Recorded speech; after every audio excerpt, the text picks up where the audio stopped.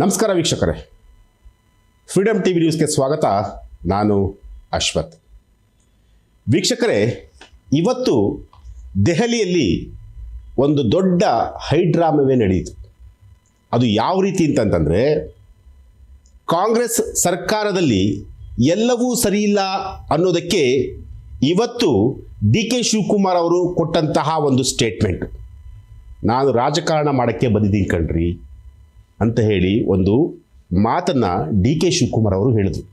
ಅಂದರೆ ಇವತ್ತು D K Shivakumar ಅವರು ಸೋನಿಯಾ ಗಾಂಧಿ ಅವ್ರನ್ನ ಮೀಟ್ ಮಾಡಲಿಕ್ಕೆ ಸೋನಿಯಾ ಗಾಂಧಿ ಅವರ ನಿವಾಸ 10 ಜನಪಥ್ ದೆಹಲಿಯಲ್ಲಿರುವಂತಹ ನಿವಾಸ, ಆ ನಿವಾಸಕ್ಕೆ ಇವತ್ತು ಭೇಟಿ ಕೊಟ್ಟಿದ್ದರು. ಸೋನಿಯಾ ಗಾಂಧಿ ಅವರು ಆ ಸಮಯದಲ್ಲಿ ಇದ್ರಾ? ಖಂಡಿತವಾಗ್ಲೂ ಇರಲಿಲ್ಲ. ಹಾಗಾದರೆ ಸೋನಿಯಾ ಗಾಂಧಿ ಅವರು ಎಲ್ಲಿದ್ದರು? ಡಿ ಕೆ ಶಿವಕುಮಾರ್ ಅವರು ಮೀಟ್ ಮಾಡಿದ್ದು ಯಾರನ್ನ? ಡಿ ಕೆ ಶಿವಕುಮಾರ್ ಅವರು ರಾಹುಲ್ ಗಾಂಧಿ ಹಾಗೂ ಸೋನಿಯಾ ಗಾಂಧಿ, ಪ್ರಿಯಾಂಕಾ ಗಾಂಧಿ ಈ ಮೂವರು ವ್ಯಕ್ತಿಗಳನ್ನು ಮೀಟ್ ಮಾಡಬೇಕು ಅಂತಲೇ ಹೇಳಿ 2 ದಿನಗಳ ಹಿಂದೆ ಅಷ್ಟೇ ದೆಹಲಿಗೆ ಹೋಗಿದ್ರು. ಡಿ ಕೆ ಶಿವಕುಮಾರ್ ಮಾತ್ರವಲ್ಲ, ಡಿ ಕೆ ಶಿವಕುಮಾರ್ ಅವರ ಜೊತೆ ಡಿ ಕೆ ಸುರೇಶ್ ಕೂಡ ಹೋಗಿದ್ರು. ಹೇಗಾದರೂ ಮಾಡಿ ರಾಹುಲ್ ಗಾಂಧಿ ಅವ್ರನ್ನ ಮೀಟ್ ಮಾಡಲೇಬೇಕು. ಜೊತೆಗೆ ರಾಜ್ಯದಲ್ಲಿ ಆಗ್ತಿರುವಂತಹ ಒಂದಷ್ಟು ಡೆವಲಪ್ಮೆಂಟ್ಗಳ ಬಗ್ಗೆ ಎಲ್ಲವನ್ನೂ ಕೂಡ ಸವಿಸ್ತಾರವಾಗಿ ಹೇಳಬೇಕು ಅನ್ನೋದು ಡಿ ಕೆ ಶಿವಕುಮಾರ್ ಅವರ ಕನಸಾಗಿತ್ತು. ಆದರೆ ಅದ್ಯಾವುದು ಕೂಡ ಆಗಿಲ್ಲ. ಅಲ್ಲ, ಆಗಿದ್ದೇ ಬೇರೆ. ಜಸ್ಟ್ ಒಂದೇ ಒಂದು ಲೈನಲ್ಲಿ ಒಂದು ಮೆಸೇಜನ್ನು ಡಿ ಕೆ ಶಿವಕುಮಾರ್ ಅವರಿಗೆ ಪಾಸ್ ಮಾಡಿರುವಂಥದ್ದು. ಅದು ಯಾರಪ್ಪ ಅಂತಂತಂದರೆ ರಾಹುಲ್ ಗಾಂಧಿ ಅವರು. ಹಾಗಾದರೆ ರಾಹುಲ್ ಗಾಂಧಿ ಅವರು ಕೊಟ್ಟಂತಹ ಆ 1 ಲೈನ್ ಮೆಸೇಜ್ ಏನು? ಎಸ್, ಇದು ಇವತ್ತಿನ ಪ್ರಮುಖವಾದಂತಹ ಒಂದು ವಿಚಾರ. ಯಾಕೆಂತಂದರೆ ಸಿದ್ದರಾಮಯ್ಯ ಅವರು ರಾಜ್ಯದಲ್ಲಿ ಸಿ ಎಂ ಆಗಿ 2.5 ವರ್ಷಗಳ ಕಾಲ ಈಗ ಏನು ಸಿ ಎಂ ಅವಧಿಯನ್ನು ಮುಗಿಸಿರುವಂತಹದ್ದು. ಇನ್ನೂ 2.5 ವರ್ಷಗಳ ಕಾಲ ಸಿದ್ದರಾಮಯ್ಯ ಅವರೇ ಮುಂದುವರಿತಾರಾ ಅಥವಾ ಡಿ ಕೆ ಶಿವಕುಮಾರ್ ಅವರು ಮುಂದುವರಿತಾರಾ? ಡಿ ಕೆ ಶಿವಕುಮಾರ್ ಅವರು ಸಿ ಎಂ ಆಗ್ತಾರಾ ಗೊತ್ತಿಲ್ಲ. ಆದರೆ ಇವತ್ತು ನಡೆದಂತಹ ದೆಹಲಿಯಲ್ಲಿ ಒಂದಷ್ಟು ಸ್ಫೋಟಕ ಬೆಳವಣಿಗೆಗಳು ಕೂಡ ಆಗಿರುವಂತಹದ್ದು. ಆ ಎಲ್ಲ ವಿಚಾರಗಳನ್ನು ನಾನು ನಿಮ್ಗೆ ಹೇಳ್ತೀನಿ. ಮೊದಲನೇದಾಗಿ, ಡಿ ಕೆ ಶಿವಕುಮಾರ್ ಅವರು ಇವತ್ತು ಸೋನಿಯಾ ಗಾಂಧಿ ಅವರ ನಿವಾಸದಲ್ಲಿ ಭೇಟಿ ಮಾಡಲಿಕ್ಕೆ ಹೋದಂತಹ ಸಂದರ್ಭದಲ್ಲಿ ಸೋನಿಯಾ ಗಾಂಧಿಯವರು ಮನೆಯಲ್ಲಿ ಇರಲಿಲ್ಲ. ಅವರು ಮಲ್ಲಿಕಾರ್ಜುನ್ ಖರ್ಗೆ ಅವರು ಇವತ್ತು ಬೆಳಗ್ಗೆ 11 ಗಂಟೆಗೆ ರಾಜ್ಯಸಭೆಯಲ್ಲಿ ಭಾಷಣ ಮಾಡ್ತಾ ಇದ್ರು. ಸೊ ಆ ಒಂದು ಸಂದರ್ಭದಲ್ಲಿ ಸೋನಿಯಾ ಗಾಂಧಿ ಅವರು ಕೂಡ ಹಾಜರಿದ್ದರು. ಹಾಗಾದರೆ ಡಿ ಕೆ ಶಿವಕುಮಾರ್ ಅವರು ಸೋನಿಯಾ ಗಾಂಧಿ ಅವರ ನಿವಾಸದಲ್ಲಿ ಯಾರನ್ನ ಮೀಟ್ ಮಾಡಿದ್ರು? ರಾಹುಲ್ ಗಾಂಧಿ ಅವರನ್ನ ಮೀಟ್ ಮಾಡಿದ್ರಾ ಅಥವಾ ವೇಣುಗೋಪಾಲ್ ಅವರನ್ನು ಮೀಟ್ ಮಾಡಿದ್ರಾ? ಸುರ್ಜೇವಾಲಾ ಅವರನ್ನು ಮೀಟ್ ಮಾಡಿದ್ರಾ? ಯಾರನ್ನ ಮೀಟ್ ಮಾಡಿದ್ರು? ಎಸ್, ಡಿ ಕೆ ಶಿವಕುಮಾರ್ ಅವರು ಮೀಟ್ ಮಾಡಿದ್ದು ಪ್ರಿಯಾಂಕಾ ಗಾಂಧಿ ಅವರನ್ನ. ಪ್ರಿಯಾಂಕಾ ಗಾಂಧಿ ಅವರು ಡಿ ಕೆ ಶಿವಕುಮಾರ್ ಅವರನ್ನ ಕರೆಸ್ಕೊಂಡಿದ್ರು. ಡಿ ಕೆ ಶಿವಕುಮಾರ್ ಅವರು ಹೋಗಿರಲಿಲ್ಲ. ಯಾಕೆಂತಂದರೆ ಈಗಾಗಲೇ ಅಸ್ಸಾಂ ಚುನಾವಣೆ ಕೂಡ ಬರ್ತಾ ಇರುವಂಥದ್ದು.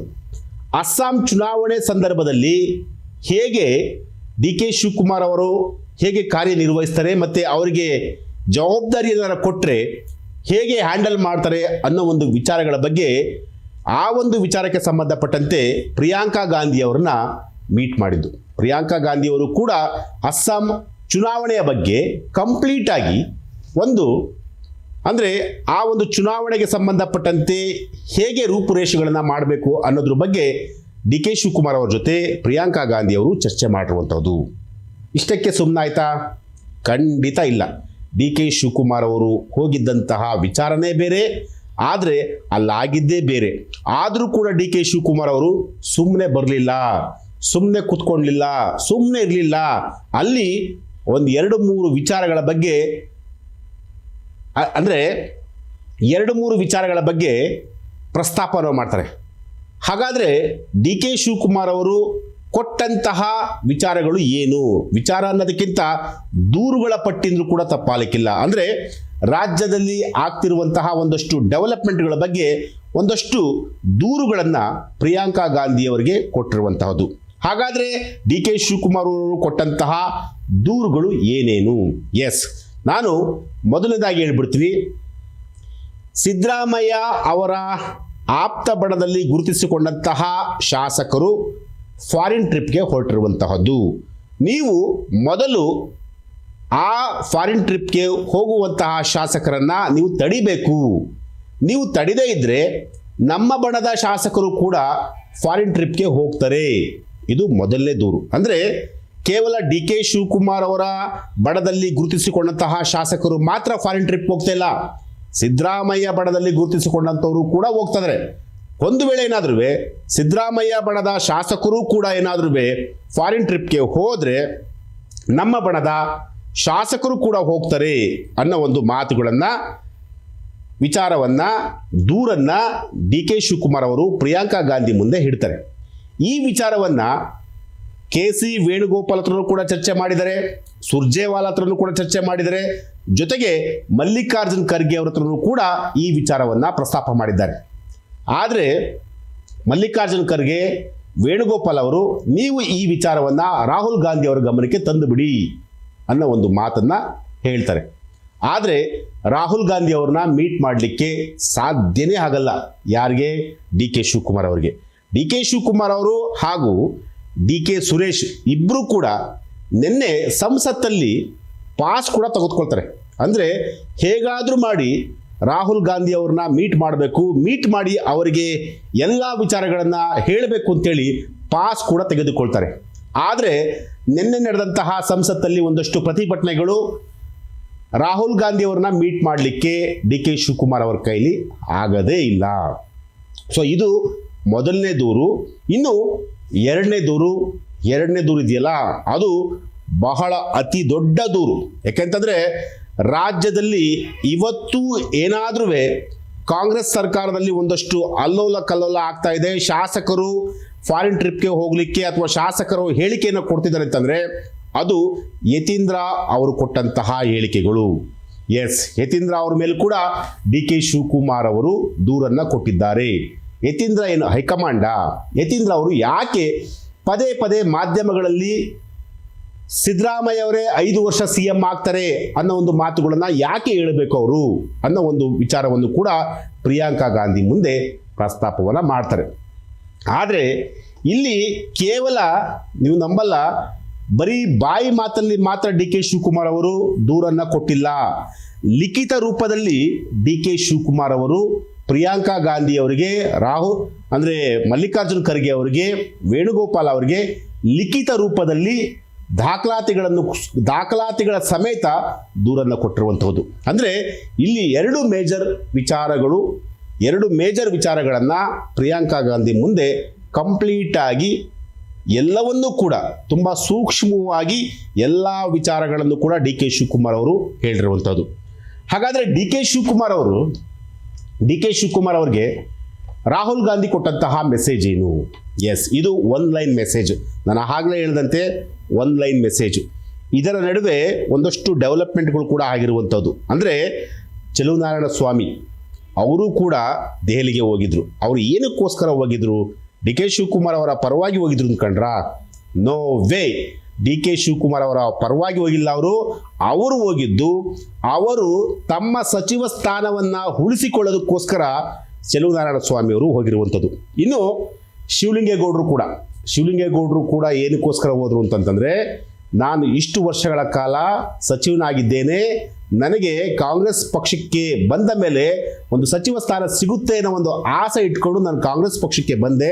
ಆದರೆ ನನಗೆ ಇಲ್ಲಿವರೆಗೂ ಕೂಡ ಒಂದು ಸಚಿವ ಸ್ಥಾನ ಸಿಕ್ಕಿಲ್ಲ.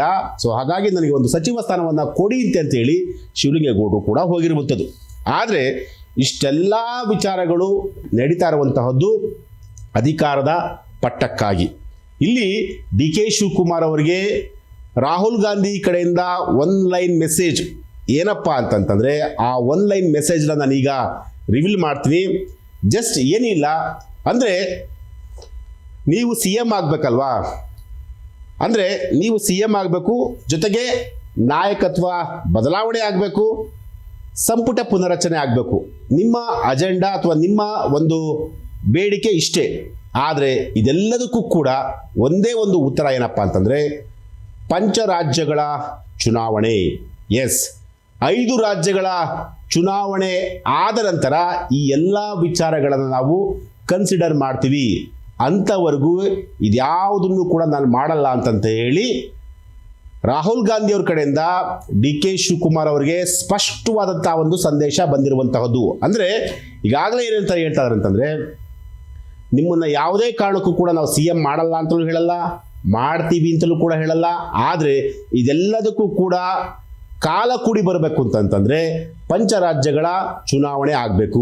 ಪಂಚರಾಜ್ಯಗಳ ಚುನಾವಣೆ ಆದ ನಂತರ ಕಂಪ್ಲೀಟ್ ಆಗಿ ನಿಮ್ಮ ಅಹವಾಲುಗಳು ಏನಿದೆಯಲ್ಲ, ನಿಮ್ಮ ಬೇಡಿಕೆಗಳು ಏನಿದೆಯಲ್ಲ, ಅಥವಾ ನಿಮ್ಮ ಡಿಮ್ಯಾಂಡ್ಸ್ ಏನಿದೆಯಲ್ಲ, ಅದೆಲ್ಲವನ್ನೂ ಕೂಡ ನಾವು ಒಪ್ಕೊಳ್ತೀವಿ ಅನ್ನೋ ಒಂದು ಮಾತನ್ನು ಜಸ್ಟ್ ಒಂದೇ ಒಂದು ಲೈನಲ್ಲಿ ರಾಹುಲ್ ಗಾಂಧಿ ಅವರು ಡಿ ಕೆ ಶಿವಕುಮಾರ್ ಅವರಿಗೆ ಕೊಟ್ಟಂತಹ ಮೆಸೇಜು. ಹಾಗಾದರೆ ಡಿ ಕೆ ಶಿವಕುಮಾರ್ ಅವರ ಮುಂದಿನ ಪ್ಲ್ಯಾನ್ ಏನು? ಪಂಚರಾಜ್ಯಗಳ ಚುನಾವಣೆ ಆದ ನಂತರವೇ ಮತ್ತೆ ಒಂದಷ್ಟು ರಾಜಕೀಯ ಬೆಳವಣಿಗೆಗಳು ಏನಾದರೂ ನಡೀತಾವ ಗೊತ್ತಿಲ್ಲ. ಒಂದು ವೇಳೆ ಏನಾದರೂ ಡಿ ಕೆ ಶಿವಕುಮಾರ್ ಅವರ ಆಪ್ತರು ಫಾರಿನ್ ಟ್ರಿಪ್ಗೆ ಏನಾದರೂ ಹೋಗ್ತಾರಾ, ಅಥವಾ ಸಿದ್ದರಾಮಯ್ಯ ಬಣದ ಶಾಸಕರು ಫಾರಿನ್ ಟ್ರಿಪ್ಗೆ ಹೋಗ್ತಾರಾ, ಇದೆಲ್ಲವೂ ಕೂಡ ಸದ್ಯಕ್ಕೆ ನಿಗೂಢ ಆಗಿರುವಂತಹದ್ದು. ಆದರೆ ಮುಂಬರುವಂತಹ ದಿನಗಳಲ್ಲಿ ಈ ಎಲ್ಲ ಬೆಳವಣಿಗೆ ಕೂಡ ಆದರೂ ಕೂಡ ಅಚ್ಚರಿ ಇಲ್ಲ.